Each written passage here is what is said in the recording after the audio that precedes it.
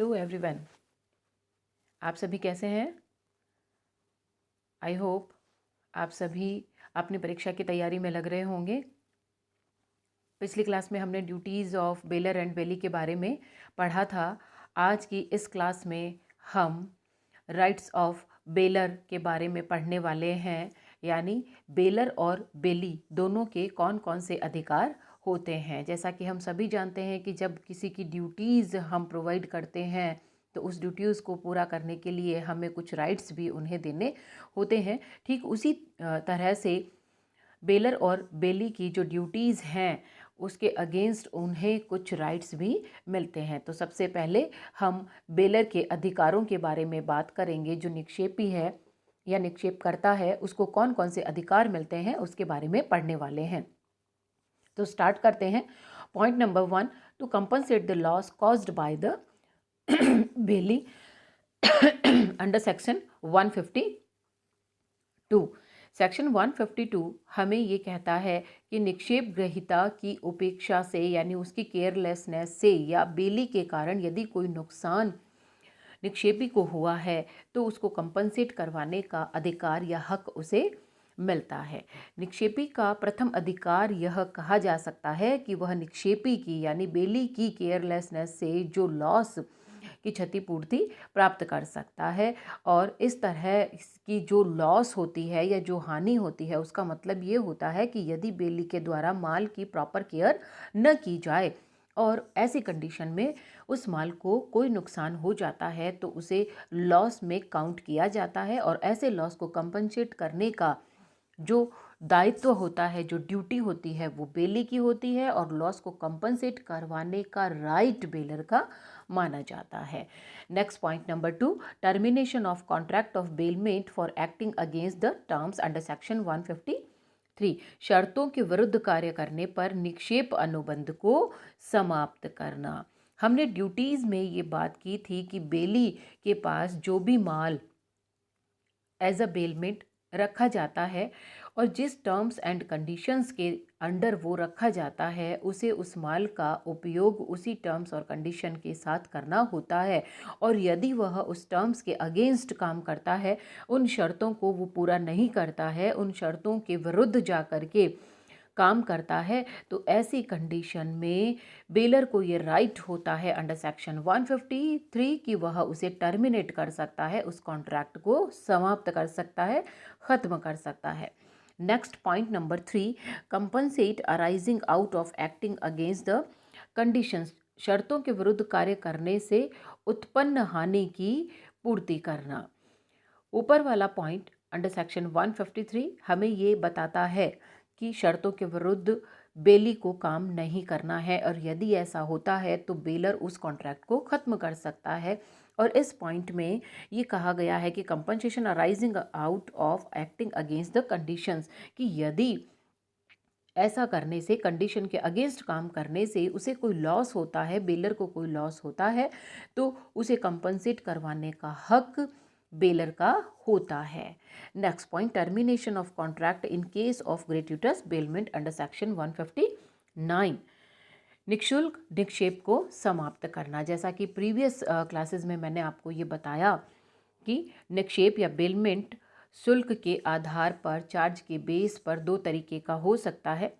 निःशुल्क भी हो सकता है और सशुल्क भी हो सकता है। निःशुल्क का मतलब ग्रेट्यूटस बेलमेंट होता है जो विदाउट एनी चार्ज होता है। तो एक बेलर को यह राइट होता है कि वह ग्रेट्यूटस बेलमेंट के केस में वस्तु को किसी भी समय वापस भी ले सकता है और यद्यपि उसे कुछ परिस्थितियों में बेली को क्षतिपूर्ति भी करनी पड़ सकती है। कहने का मतलब ये है कि ग्रेट्यूटस बेलमेंट में या बिना किसी चार्ज के जब किसी माल का बेलमेंट किया जाता है तो बेलर के पास ये राइट रिजर्व है कि वह अपने माल को कभी भी वापस ले सकता है। लेकिन इस केस में यदि बेली को नुकसान हुआ तो उसकी भरपाई या उसका कंपनसेशन बेलर को देना ही होता है, लेकिन माल को प्राप्त करना बेलर का राइट माना जाता है in case of termination of contract in case of gratuitous bailment.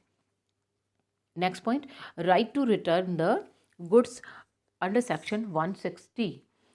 धारा 160 में ये बताया है कि बेलमेंट के कॉन्ट्रैक्ट में दिया गया माल सर्टेन पर्पस के पूरा होने पर या ड्यूरेशन के कंप्लीट होने के बाद उसे वापस लेने का अधिकार उसे होता है। और चूंकि ये माल उसी का है, उसने किसी स्पेशल पर्पस के लिए या कुछ टाइम के लिए बेली को दिया है, तो जैसे ही वो पर्पस और टाइमिंग पूरी हो जाती है उसका ये हक बनता है कि वह अपना माल वापस ले सकता है।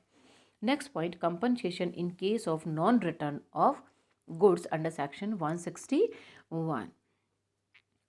सेक्शन 160 सेज कि बेलर को ये राइट है, वह अपना माल वापस ले सकता है, लेकिन कई बार बेली के कुछ एक्ट की वजह से या उसके इनकार करने की वजह से जब वो माल उसे नहीं मिल पाता है और उसे इस परिस्थिति में नुकसान होता है, तो उसको कंपनसेट करवाने का राइट भी बेलर का ही होता है।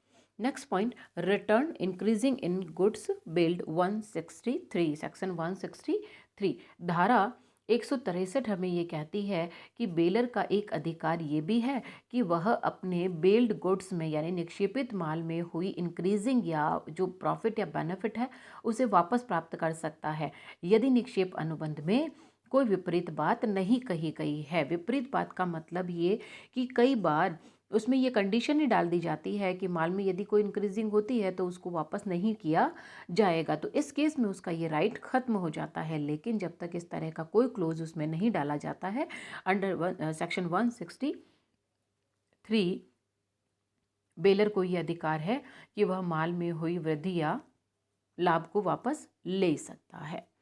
Next point, right to separate the goods, section 155, 156 और 157 माल को अलग करवाने का अधिकार। यदि बेली ने बेलर के माल को अपने माल में मिला लिया है, सबसे पहले तो हम यहाँ जानते हैं कि बेली बेलर के माल को अपने माल में नहीं मिलाएगा बिना उसकी सहमति के, बिना उसकी कंसेंट के। बट यदि उसने ऐसा कर दिया है तो ऐसी सिचुएशन में यहाँ पर हम सेक्शन 155, 156 और 157 की बात करेंगे।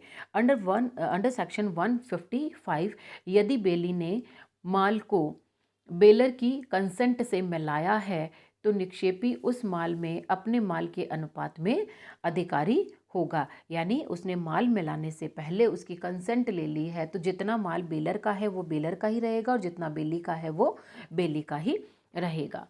अंडर सेक्शन 156 यदि बेली ने अपनी मर्जी से लेकिन बेलर की सहमति के बिना माल को अपने माल में मिला लिया है, तो ऐसे माल को जब सेपरेट करवाते हैं तो उसके लिए यदि कोई चार्ज देना हुआ तो उसके लिए बेलर रेस्पॉन्सिबल नहीं माना जाएगा, क्योंकि जब माल को अपने माल में मिला लिया जाता है तो उसे अलग भी करवाना होता है और कई बार माल इस नेचर का होता है कि अलग करवाने के लिए आपको लेबर लगाने पड़ते हैं और उनको चार्ज भी देना पड़ता है। तो यदि आपने ऐसा किया है बेलर की कंसेंट के बिना, तो ऐसी सिचुएशन में वो चार्ज भी बेली को ही पे करने होते हैं।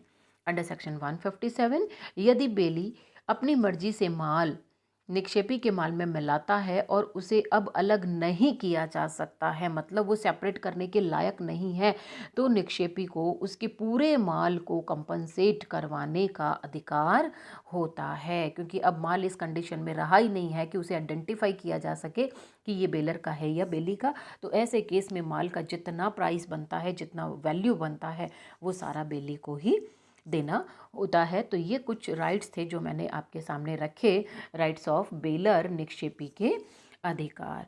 अब हम निक्षेप ग्रहीता के अधिकारों के बारे में बात करेंगे, राइट्स ऑफ बेली के बारे में बात करेंगे। राइट्स ऑफ बेली में सबसे पहला अधिकार compensating arising out of non apparent defects of the goods under section 150 माल के अप्रकट दोषों से उत्पन्न हुई हानि की पूर्ति है।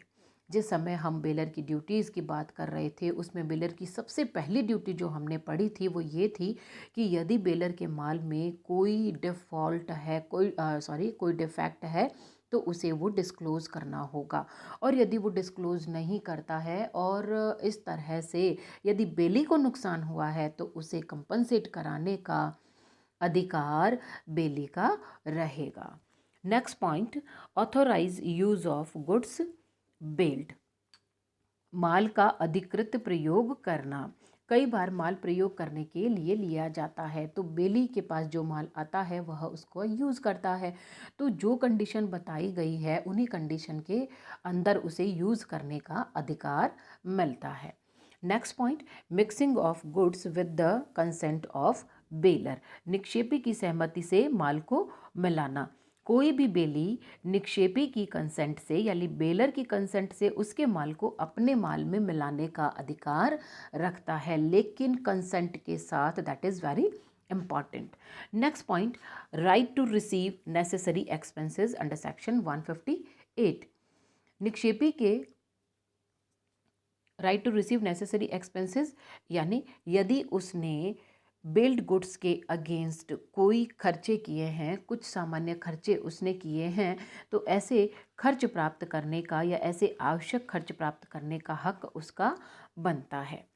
Next point, compensating arising out of deducting in right of baler under section 164, निक्षेपी के अधिकारों में कमी से उत्पन्न हानि की पूर्ति। यदि बेली को बेलर के अधिकारों में कमी के कारण किसी भी प्रकार की हानि होती है तो वह इस हानि की पूर्ति करवाने का अधिकार रखता है, क्योंकि बेलर का ये अधिकार, बेलर की ये ड्यूटी बनती है कि वह उस माल को ही बेली को डिलीवर करेगा जिस माल पर उसका अच्छा पोजीशन होता है, अच्छा अधिकार होता है। Next point, right to return of goods to any co owner under section 165, किसी भी सह निक्षेपी को माल सौंपने का अधिकार। हम ये जानते हैं कि जो माल एज अ बेलमेंट रखा जाता है उसके ऑनर एक से ज़्यादा हो सकते हैं, यानी को ऑनर की सिचुएशन बन सकती है। तो बेलर को ये अधिकार है कि वह उनमें से किसी एक को भी उस माल को वापस कर सकता है। Next point, right to return the goods in good faith in case of corrupt ownership of the goods under section 166, माल पर दूषित स्वामित्व की दशा में सद्भाव से माल लौटाने का अधिकार। यदि बेलर का माल पर अच्छा स्वामित्व नहीं है, गुड ऑनरशिप नहीं है, और बेली ने निक्षेपी को या उसके कहने के मुताबिक पूरे गुड फेथ के साथ माल दे दिया है, तो वह माल के स्वामी के प्रति उत्तरदायी नहीं होता है अंडर सेक्शन 166, क्योंकि उसने माल बेलर से ही लिया है और उसका दायित्व तो यही बनता है कि वह बेलर को माल लौटा दे। एक्चुअल ऑनर के अगेंस्ट उसकी कोई ड्यूटी नहीं बनती है। Right to stop goods when other person is the owner 166, section 167 में ये बताया है कि अन्य व्यक्ति के स्वामी होने की स्थिति में माल रोकने का अधिकार। यदि बेलर के अलावा अन्य कोई पार्टी ये कहे कि बेली के पास जो माल है वो उसका है, तो वह उस माल को रोक सकता है जब तक कि उस पर कोई डिसीजन नहीं आ जाता है। उसका ये अधिकार है कि वह उस माल को रोक कर रख सकता है। Next point, right two lane under section 170, ग्रहणा अधिकार, ग्रहण करने का अधिकार। बेली को अपने पास जो माल है एज अ बेलमेंट उसे तब तक रोकने का अधिकार है जब तक कि उस माल के संबंध में या उस माल के रिगार्डिंग जो भी खर्चे हैं, एबनॉर्मल खर्चे हैं या उसका कोई चार्ज है या रेम्यूनरेशन है, जब तक उसका भुगतान नहीं कर दिया जाता तब तक वह उसे नहीं रोक सकता है। Next point, rights against third party under section 180, तृतीय पक्षकार के विरुद्ध अधिकार। यदि कोई तृतीय पक्षकार यानी थर्ड पार्टी या अदर पार्टी दोषपूर्ण रूप से बेली को उसके पास रखे माल को उपयोग में लेने या अधिकार से वंचित रखने का काम करता है या उसे हानि पहुंचाता है, तो ऐसी स्थिति में बेली को वे सारे उपचार प्राप्त होते हैं जो ऐसी वस्तु के स्वामी को सामान्य परिस्थिति में प्राप्त होते हैं, और वो चाहे तो इस कंडीशन में थर्ड पार्टी के अगेंस्ट कोर्ट में केस भी फाइल कर सकता है। In other words we can say जब बेलर बेली को माल डिलीवर करता है तो जिस पर्पस से वो लाया है वह उस पर्पस से उस माल को इस्तेमाल कर सकता है। और यदि उसके इस पर्पस में कोई थर्ड पार्टी किसी भी तरह की बाधा करती है या उसे परेशान करती है या उसे उस माल को यूज़ नहीं करने देती, उस माल पर काम नहीं करने देती है, तो ऐसी सिचुएशन में वह उस माल के लिए एक ऑनर की तरह ही एक्शन लेगा और जब उसे ज़रूरत हो तो वह कोर्ट में थर्ड पार्टी के अगेंस्ट केस भी लगा सकता है। Last point, to receive a share out of the amount of compensation, section 181। section 181 क्षतिपूर्ति की राशि में से हिस्सा प्राप्त करने के अधिकार के बारे में बात करती है।